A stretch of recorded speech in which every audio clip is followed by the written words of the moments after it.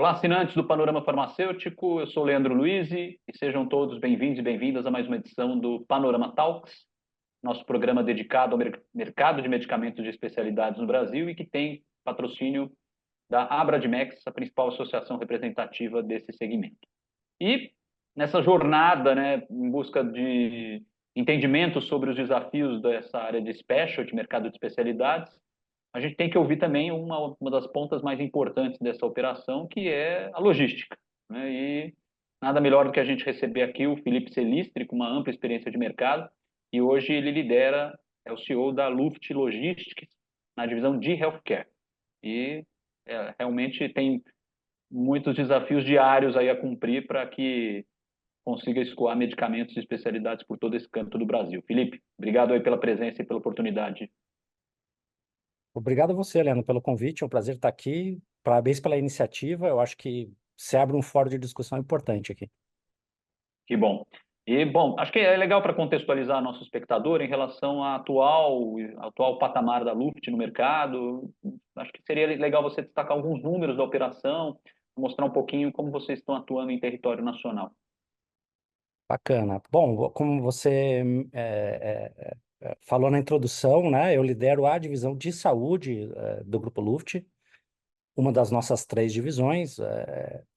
A nossa companhia atua também na divisão de agronegócio e na divisão de e-commerce. Então, a saúde é um dos nossos pilares, né, um dos nossos negócios. Nós estamos no mercado, o Grupo Luft está no mercado há mais de 40 anos, né? Sempre focado em mercados de alta especialidade, e o mercado de saúde é um destes, né? De alta demanda técnica para logística, né? Então, a nossa especialização é logística de especialidade, não logística geral. Hoje, dentro do negócio de saúde, nós prestamos serviços de armazenagem e distribuição. Quando a gente está falando de logística, a gente faz muito mais que logística, mas quando a gente está falando de logística, armazenagem e distribuição, para armazenagem, nós temos mais de 100 mil metros quadrados hoje, e aí para atender qualquer perfil de produto de saúde, né? De temperatura 15 a 25 até ultracongelados a -80. Então, nós temos todos esses ambientes de armazenagem. Essencialmente, em termos de fulfillment, né, onde a gente armazena estoque e gerencia estoque para os nossos clientes e prepara expedições. Estamos presentes no Sul, Sudeste e no Centro-Oeste de forma direta. E a partir desses pontos e de outros tantos, onde a gente coleta produtos nas indústrias, né, nós fazemos distribuição nacional, com uma capilaridade bastante alta, ah, especialmente para a indústria de saúde, né, e muito focado na indústria farmacêutica, então em todos os distribuidores, redes de farmácia e assim por diante. Capilaridade nacional numa mistura entre operações 100% próprias, no Sul, Sudeste e Centro-Oeste, e operações compartilhadas com parceiros, especialmente na região norte, talvez a mais desafiadora do nosso país, né? Dado as distâncias e a dificuldade de infraestrutura. E aí a gente está falando em executar mais de 600 mil entregas por ano, exclusivamente para o mercado de saúde, né? Rodar 50 milhões de quilômetros todos os anos distribuindo saúde pelo Brasil. Então, essa é um pouco da infraestrutura que a gente tem para atender um portfólio hoje por volta de 100 clientes exclusivamente do mercado de saúde nos seus mais diferentes espectros, né? Bom, esses números mostram um desafio. Aliás, eu prometo que um dia eu vou fazer um especial da região norte, porque definitivamente quem lida com a distribuição de medicamentos, ainda mais, né, medicamentos mais sensíveis, né, realmente tem muito a contar, né? Eu falo, né, realmente é um desafio e tanto, considerando esse país, né, maluco que nós vivemos, mas com dimensões continentais e suas demandas. Agora, Felipe, bem, você comentou essas 600 mil entregas, né? A gente consegue destacar quais categorias de medicamentos elas acabam registrando a maior demanda? O que você observa aí analisando? Claro que a gente fala muito de oncologia, né? Um mercado muito em evidência, mas que outras categorias você enfatizaria?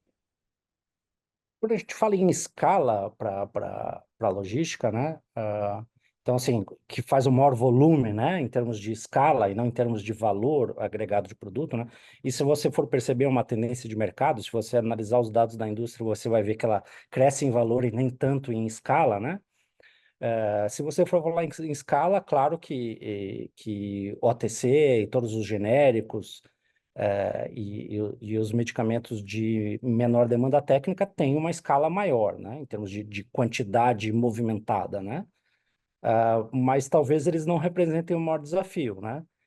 Então, hoje, os produtos de alta demanda técnica, os produtos biológicos, vacinas, oncologia, HIV, produtos que demandam cadeia de frio, têm os seus desafios próprios, né, a partir dessa alta demanda técnica, mas também para atender outras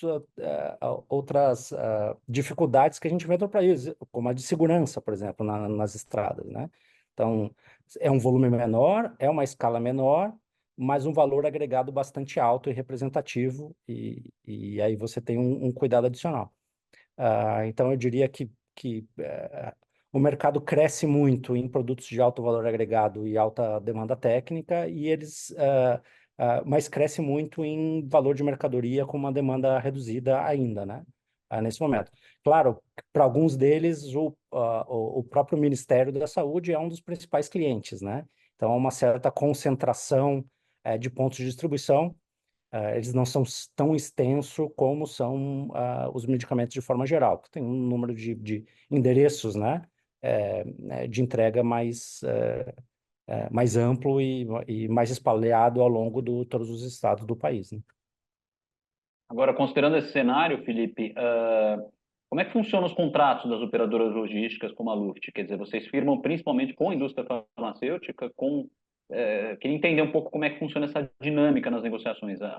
É a indústria que absorve o trabalho da operadora e vocês, né, naturalmente, com esse contrato fazem todo o processo de fulfillment? Ou há contratos também com outros players? Quando eu falo em players, é cadeia de saúde Sim, suplementar, dentro da cadeia como um pagadores todo. públicos. O nosso principal cliente, sem dúvida, é a indústria, né? É o principal contratante de serviços de um operador logístico ou de um 3PL, né? E o nosso papel, a gente tem alguns, mas a gente tem um papel importante de ganho de escala, quer dizer, a gente consegue consolidar múltiplos negócios de diferentes indústrias que têm similaridades, né? Hoje, o investimento para a construção de um centro de distribuição exclusivamente para a saúde é bastante alto, dado as características do produto e a necessidade de climatização. E é um dos desafios, né? A mudança climática faz a temperatura média subir, e aí você precisa ter um aporte de tecnologia maior do que você tinha antes, né? Para conseguir manter a estabilidade da cadeia de frio e, por consequência, da qualidade do produto. Então, a gente tem esse papel em construir investimento, construir infraestrutura e compartilhar essa infraestrutura com diferentes indústrias. Então, por meio de uma indústria que ainda no Brasil, pode até ser maior em outros lugares do mundo, mas que está começando no Brasil, né? Tá iniciando seu negócio de venda direta no Brasil e ainda não tem escala suficiente para a construção de um centro de distribuição próprio, vamos imaginar, ela utiliza dessa escala que a gente pode oferecer, né? Com compartilhamento de serviços. Então, dos mais diversos, né? Segurança, limpeza, licenças sanitárias, áreas de qualidade, regulatório e assim por diante, né? Manutenção de equipamentos. Então, a gente promove o ganho de escala e a gente tem um papel bastante importante de harmonização de processos, porque você imagina, hoje na nossa divisão de saúde, nós temos mais de 100 auditorias por ano, né? E aí eu estou falando de autoridade sanitária nos auditando, o cliente nos auditando, a autoridade sanitária auditando os nossos clientes, né? Para tudo isso a gente dá apoio. É evidente que tem aprendizado em cada uma dessas auditorias, né? O nosso time interno tem aprendizado, né? Nosso time de qualidade, de operações, de projetos, de tecnologia, tem muito aprendizado. E a gente acaba, com cada uma dessas 100 auditorias, a gente acaba transferindo esse aprendizado e esse conhecimento que a gente adquire para todos os nossos processos, homogeneizando o processo para todas as indústrias, né? Então, o operador logístico tem esse papel que funciona muito bem, tanto para empresas que estão começando seu negócio no Brasil, como empresas já com escala estabelecidas, né? Ah, tem um papel importante, e isso tem acontecido muito no mercado, você deve ter observado muitas fusões e aquisições, né? As empresas mudam o seu portfólio, né? Então, o operador logístico traz essa flexibilidade, né? Pode ser que uma indústria decida montar um centro de distribuição próprio e depois de 2 anos, um novo CEO entra, muda a estratégia da companhia e se desfaz de parte do portfólio, né? Bom, a partir dali você tem um custo fixo instalado naquele novo cenário desnecessário, né? Em que você deu garantias e que você assumiu compromissos e que você não consegue desmobilizar, né? O operador logístico também tem essa função. Então, a gente traz flexibilidade do processo na medida que a gente pode crescer ou diminuir, porque a gente transforma aquilo que é custo variável da indústria em aquilo que é custo fixo da indústria, a gente transforma em custo variável, né? E a gente consegue, então, mobilizar capacidade operacional para atender demanda, né, de movimentação, como espaço para gerenciamento dos estoques. A gente tem flexibilidade para crescer ou para diminuir de acordo com o que está acontecendo dentro do negócio do nosso cliente, né? Então, esses são os papéis. Claro, a área de saúde é uma área muito regulada, então você encontra a capacidade técnica do Brasil, claro, a Luft lidera esse processo de capacitação técnica em logística para a saúde, mas é um grupo de participantes restritos, né, dado o nível de demanda técnica e de regulatória para esse mercado específico, né? E você comentou sobre uma demanda mais concentrada no poder público, né? Como é que funciona? Queria entender um pouquinho a etapa seguinte desse processo, né? Do escoamento desses medicamentos para hospitais, para a rede pública. Como é que é esse trabalho? É legal para os nossos espectadores entenderem um pouquinho essa dinâmica. Na verdade, assim, nós não temos, nós não temos a, a interlocução direta com o ente público nesse sentido. É a própria indústria que está concorrendo e tentando comercializar os seus produtos, né? É, mas, por vezes, eu diria que essa logística é uma logística um pouco mais simples do que é a logística do mercado privado, né?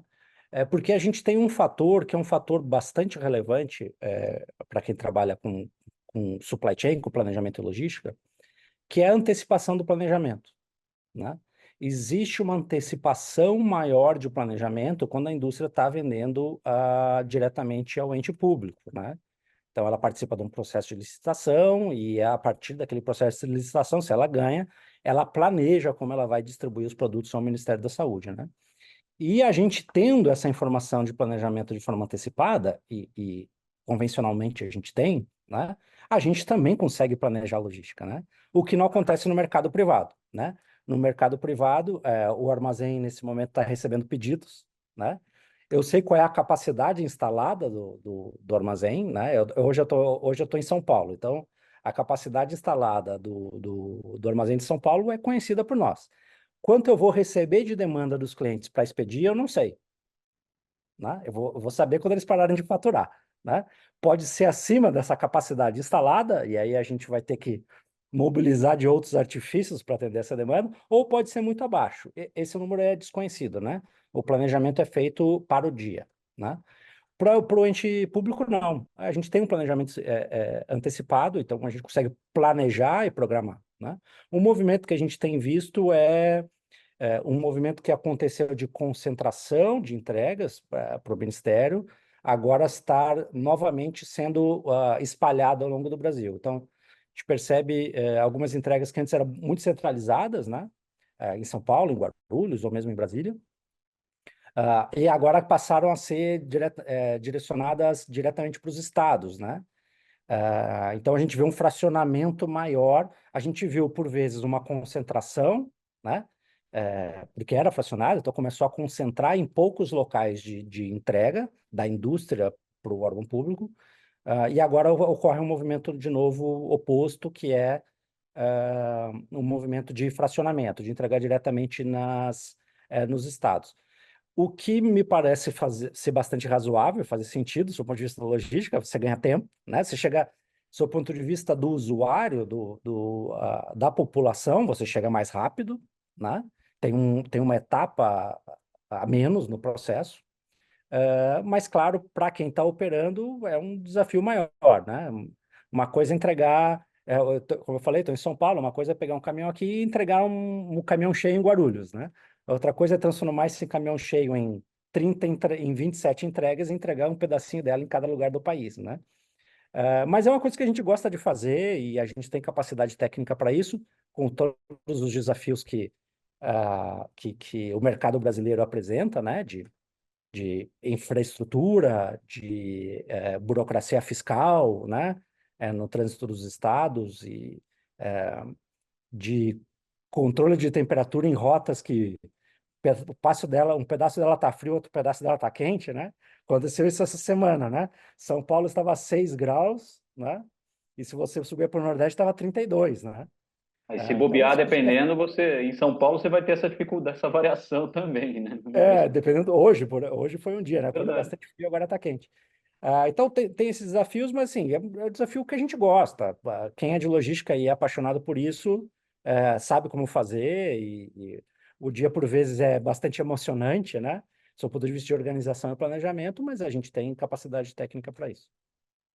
Agora, Felipe, você falou aí de alguns pontos interessantes, né? Não só essa tendência do fulfillment e o fracionamento da demanda, acho que é um aspecto interessante. E considerando que a gente vive em um país cuja demanda por essa classe de medicamentos vem aumentando progressivamente, à medida que a população envelhece, ao mesmo tempo você tem um movimento das farmacêuticas cada vez mais em busca de novos medicamentos, medicamentos inovadores, né? Seja por inovação radical ou incremental. Você tem um trabalho em uma movimentação aquecida da indústria, você tem um aquecimento de demanda, você tem um fracionamento. E um país que, naturalmente, independente disso, já impõe os desafios. Como é, e aí junta todo esse cenário com o contexto de pandemia, por exemplo, que ampliou a pressão sobre a cadeia de abastecimento. Como é que a gente consegue montar uma equação que efetivamente consiga viabilizar o pleno acesso a medicamentos e especialidades no Brasil? A gente sabe que ela não depende só de um ator, depende de vários, mas como é que você enxerga hoje esse movimento e o que é preciso efetivamente fazer para que destravar essa roda aí? É, assim, minimamente a gente tem que ser muito criativo, né? É, acho que é a grande especialidade do brasileiro, né? Ser criativo, né? Ah, eu acho que existe um tema bastante relevante que é o nível de expectativa em relação às performances que você pode atingir, né? Então, na logística convencional, você tem um nível de expectativa que, de fato, vem sendo alterado pelo evento do e-commerce, né? Então, todo mundo que compra, né, o usuário, né, do e-commerce, né, que vai na Amazon, que vai no Mercado Livre, compra um produto, né? Ele tem a expectativa de receber no dia seguinte, né? E é uma expectativa gerada de forma geral que acaba se transferindo para o B2B, que é um negócio onde a gente está preferencialmente aqui na questão de saúde. Então, existe uma mudança, sim, no nível de expectativa em relação às performances possíveis, né? Ah, e ele é inversamente proporcional ao esforço necessário. Então, na medida que a gente faz muitos anos atrás, né, o nível de expectativa era atender performance de entrega em 95% dos casos, né? E esse número ele foi crescendo, né? Hoje o nível de expectativa mínima é 98. Menos que 98 não existe, né? Agora, quando você vai para um medicamento de especialidade, e agora a gente está falando começa a falar de medicamentos desenhados exclusivamente para o paciente, né? Baseados no DNA dele, né? Então, que é uma unidade única, serve para uma única pessoa, Mais um e desafio. só tem um produto, né? Bom, aí a gente está falando de um nível de eficiência possivelmente de 100%, né? Nenhum operador logístico vai querer errar nessa entrega, né? Porque o erro pode acontecer por centenas de motivos, né? E o esforço para você mover esse ponteiro, né, de nível de serviço de 98 ou de 99 para 100, é muito maior do que foi feito de mover de 95 para 98, né? Esse 1% que falta, 1,5% que falta para atingir 100%, que é a excelência absoluta, falha zero, né? É bastante complexo e você precisa ser muito criativo, né? Ah, além de ter muitos planos de contingência montados para qualquer hipótese, né?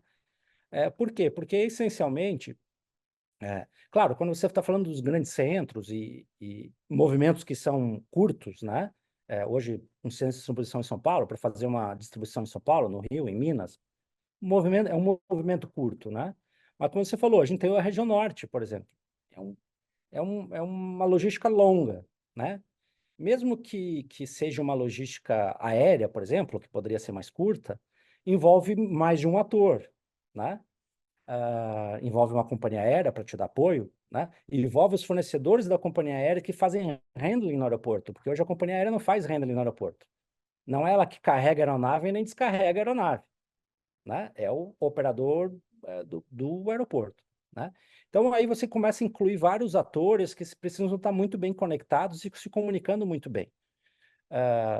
Eu acho que existe a tecnologia para isso, o mercado vai nessa direção, e sem dúvida a Luft é pioneira e nesse envolvimento de diferentes atores quando isso é necessário, mas a gente ainda tem passos para dar, do ponto de vista de controle, né?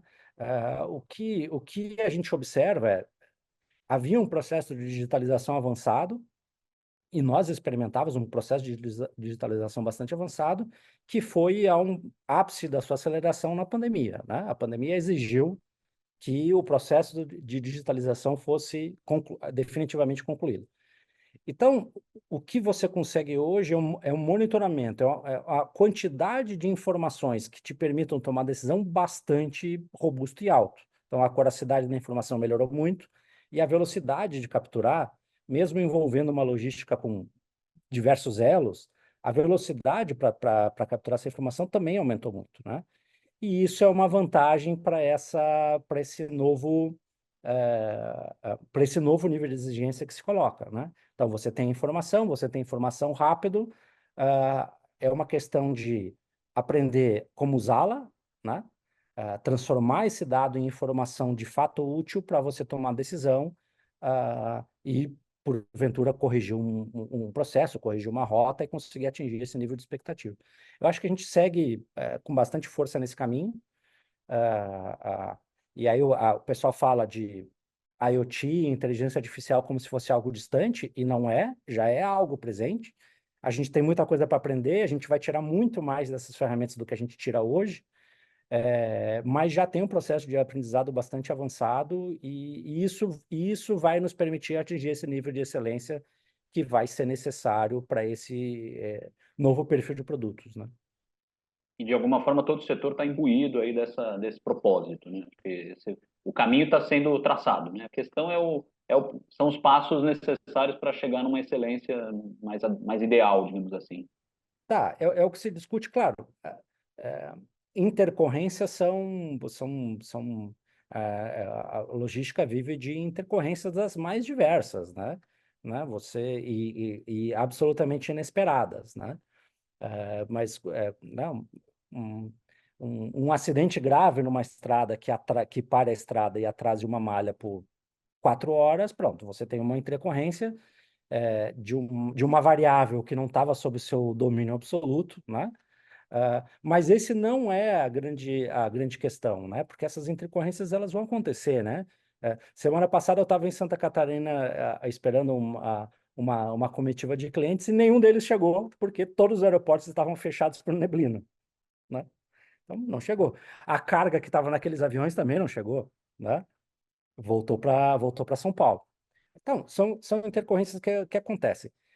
O tema não são elas, você precisa conhecê-las. Se você conhecê-las e souber o que pode acontecer e quais são as variáveis, você tem que ter planos de contingência e atuação. Então, se isso acontecer, o que que eu faço? Né? Como é que eu consigo superar essa intercorrência e ainda assim atingir as expectativas do cliente? É nisso que a gente trabalha. A gente tem um grupo bastante grande de torre de controle que faz planejamento e customer service que se comunica e interage com o cliente para encontrar a solução, né? Ao final, nós somos uma empresa de solução, não só uma empresa de armazenagem e distribuição. E eu acho que a gente ficou muito bom nisso, quer dizer, encontrar soluções para problemas complexos. Você veja, a gente falando em cadeia de frio, né? A maior parte da cadeia de frio no Brasil que é embalada, né? Ou seja, que você empacota ela numa embalagem passiva, ela estava preparada para entregas em 48 horas, né? Porque esse era o planejamento convencional, né? Eu qualifiquei aqui a minha embalagem, por 48 horas o produto está seguro, né? Se ceder disso, o produto não está mais seguro. Então, a gente precisa fazer a coisa acontecer em 48 horas em qualquer cidade do Brasil. Esse era o standard, né? Durante a pandemia, o transporte aéreo parou no Brasil, né? Bom, tinha que subir cadeia de frio para Fortaleza, né? De São Paulo a Fortaleza não dá para chegar em 48 horas sem um avião, né? E agora, como é que faz? Né? Não entrega mais medicamento com temperatura controlada até que a pandemia acabe, até que os aviões voltem a voar? Foi um problema gravíssimo. A gente encontrou a solução, né? A gente criou uma logística especial, com caminhões refrigerados, com pontos de controle, ressuprimento de embalagens, para conseguir continuar atendendo. A gente desenvolveu com isso uma nova solução, ou aprendizado, né? Aquilo que a gente estava falando do aprendizado.